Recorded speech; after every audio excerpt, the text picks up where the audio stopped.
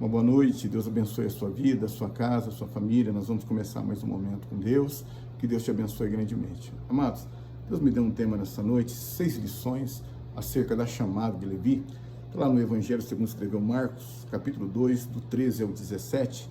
Só que para ganharmos tempo, nós vamos ler apenas o 13 e o 14.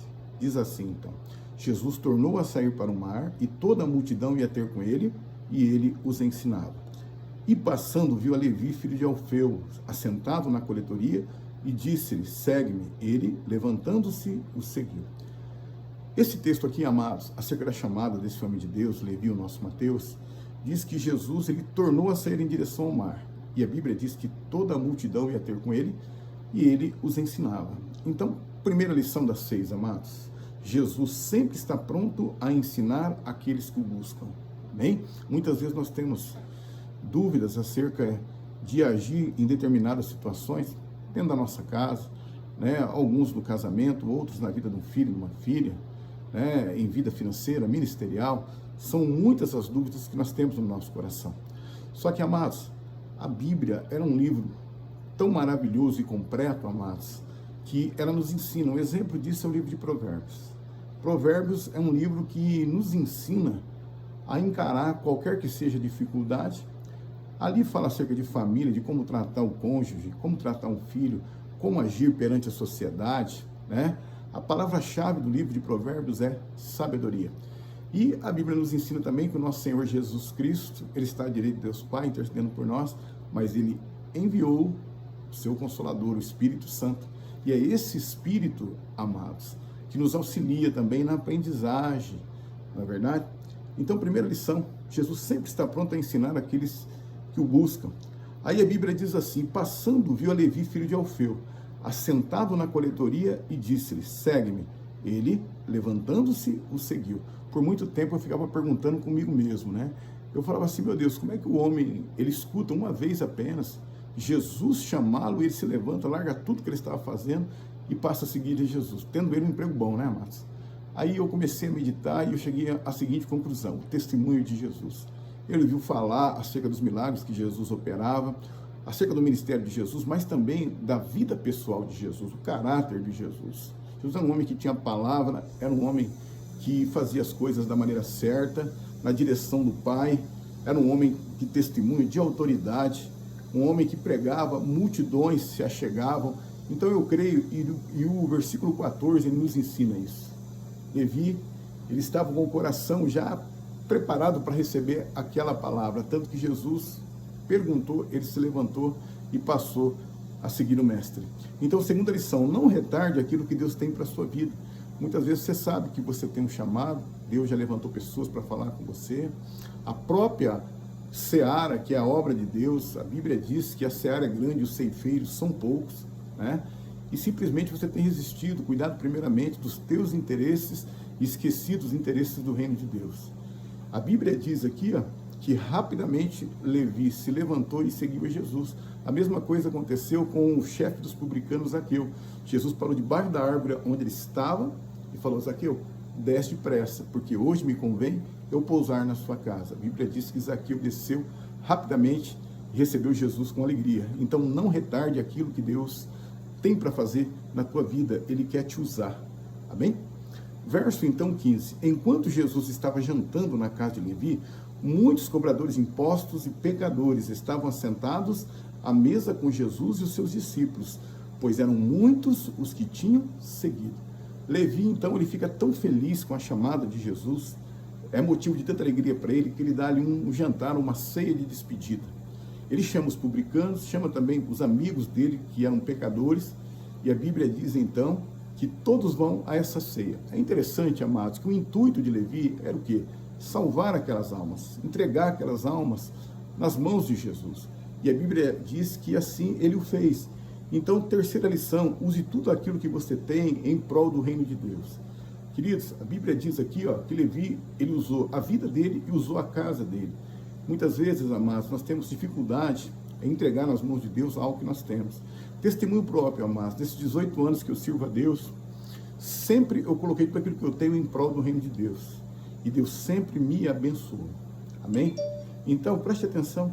Entregue na mão de Deus, amém? Aquilo que você pode, né? Que você tem condições de ajudar o reino de Deus, que você vai ver como a tua vida vai ser abençoada.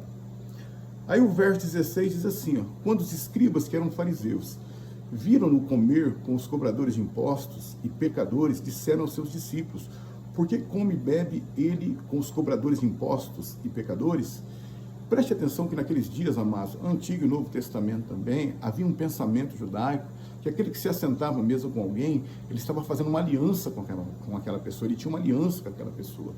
Aos olhos daqueles que estavam assistindo, tanto os fariseus, como também os judeus, os escribas que ali estavam, viram Jesus como alguém íntimo dos pecadores e também dos publicanos. Só que Jesus, ele amava a alma daqueles pecadores, amém? O nosso Jesus era santo, ele não compactua com o pecado, mas ele ama a alma de todos. Então, Jesus se assentou e ali ele ministrava o evangelho àquelas pessoas que estavam, né, aos olhos dos judeus, perdidas. Amém? Então, preste atenção nessa quarta lição. Não deixe as críticas te abalarem.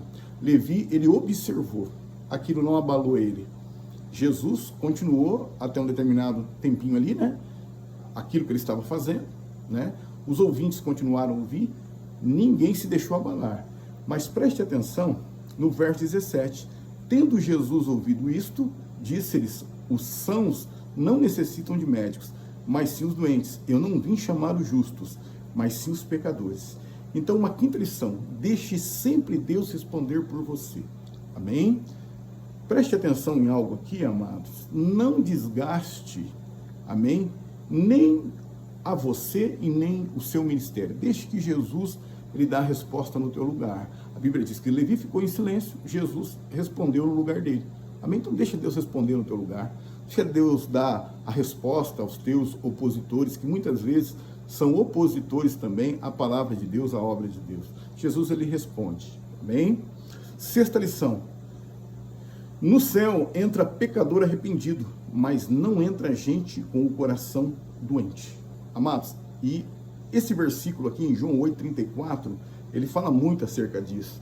Jesus respondeu, digo a vocês a verdade, todo aquele que vive pecando é escravo do pecado. Amados, pessoas, pecadores arrependidos, amém, que nasceram novamente, aceitaram Jesus, não somente como Salvador, mas também como Senhor da vida delas, e vivem uma vida em obediência à palavra de Deus. Elas nasceram de novo. Essas vão morar no céu, junto com o nosso Pai, com o nosso Mestre.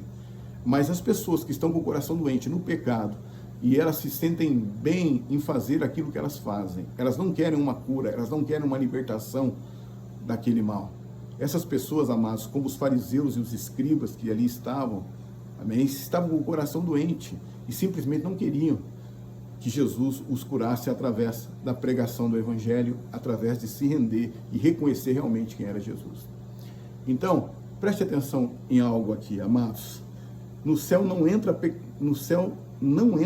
gente com o coração doente, né? E uma das coisas que ficou bem evidentes na vida ali dos fariseus e dos escribas, que eles tinham inveja de Jesus pelo ministério de Jesus, pelos sinais que Jesus operava, mas também eles odiavam Jesus porque Jesus curava em dia de sábado e se dizia filho de Deus, como é, né? Se fazendo semelhante a Deus. Então essas eram as razões no qual os fariseus, os escribas, né, os religiosos da época tinham tanto ódio de Jesus. Então, amados, esse texto aqui ele nos fala acerca da chamada de Levi e a sua pronta obediência, e também desse jantar maravilhoso onde muitas almas foram ganhas para o reino de Deus. Então foram as 6 lições acerca da chamada de Levi. Coloca a mão no teu coração, eu quero orar por você. Senhor Deus, amado Pai, a boa obra que o Senhor começou na vida de Levi, o Senhor foi fiel em terminar, e nós cremos que da mesma forma você vai fazendo isso na nossa vida, meu Pai. Abençoa a vida do teu servo e da tua serva, meu Pai. Usa o teu filho com poder e autoridade. Prepara o teu servo, meu Pai. Como diz a tua palavra, a seara ela é grande, mas os ceifeiros são poucos, meu Pai. Nos prepara, nos ajuda, Senhor, que seja feito tudo segundo o teu querer e a tua vontade. Que seja tudo para a honra e glória do teu nome, em nome de Jesus Cristo. Amém, amados? Essas foram as 6 lições, então, acerca da chamada de Levi.